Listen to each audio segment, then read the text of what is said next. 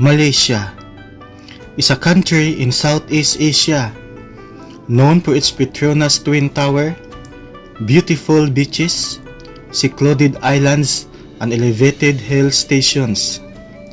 It is a federal constitutional monarchy consists of 13 states and 3 federal territories, and with 2 regions, the Peninsular Malaysia and Borneo's East Malaysia.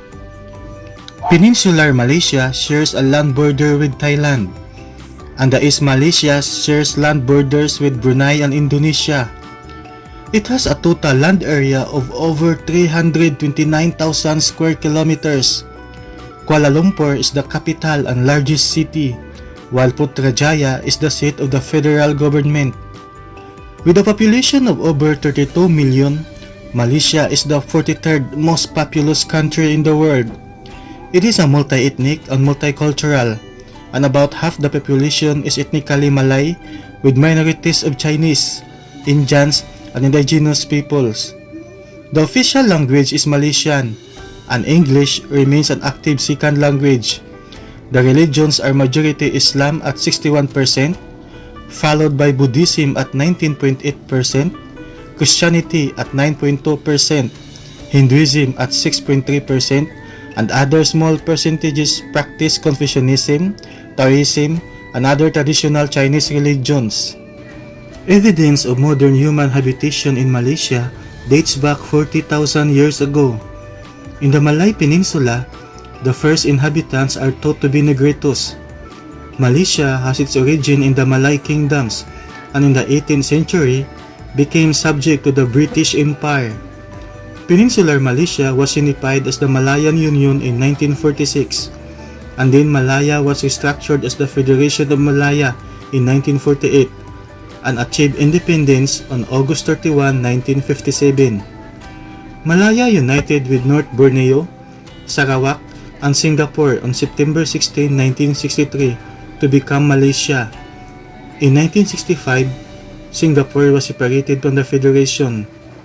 Located near the equator, Malaysia's climate is categorized as equatorial, being hot and humid throughout the year. The average rainfall is 250 centimeters a year, and the average temperature is 27 degrees Celsius. The climates of the peninsula and the east differ, as the climate on the peninsula is directly affected by wind from the mainland, as opposed to the more maritime weather of the east. Local climates are affected by the presence of mountain ranges throughout Malaysia, and climate can be divided into that of the highlands, the lowlands, and coastal regions.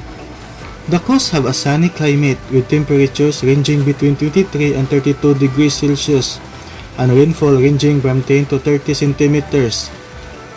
The lowlands have a similar temperature but follow a more distinctive rainfall pattern and show very high humidity levels.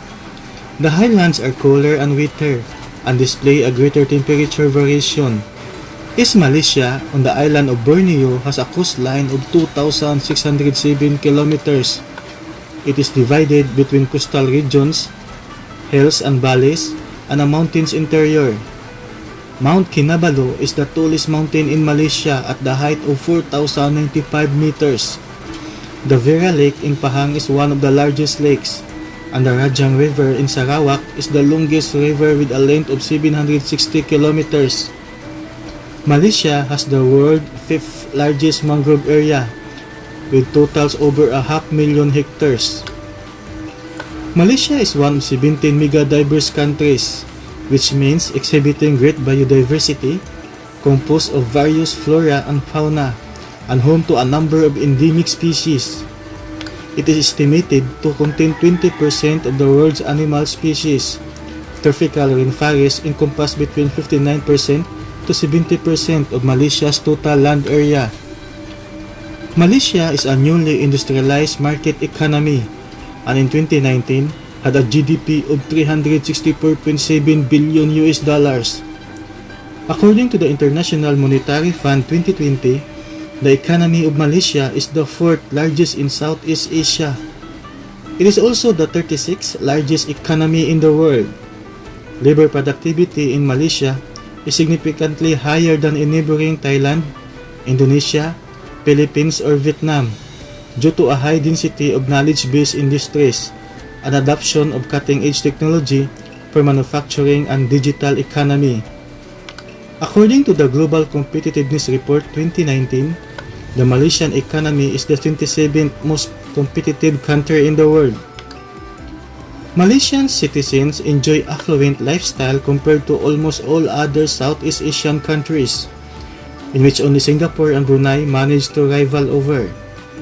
This is due to a fast-growing export-oriented economy, a relatively low national income tax, highly affordable local food and transport fuel, as well as fully subsidized single-payer public health care. Malaysia is one of the biggest tourist attractions in the Southeast Asia that has some of the fascinating tourist destinations in the world. In 2019, tourist arrivals are over 26 million. Among the top-rated tourist attractions in Malaysia are Petronas Twin Towers in Kuala Lumpur, Batu Cave, Mount Kinabalu, Provincial Islands, Sipadan Island, Penang Hill, Sipilok Orangutan Rehabilitation Center, Langkawi Sky Cab, and Cameron Islands.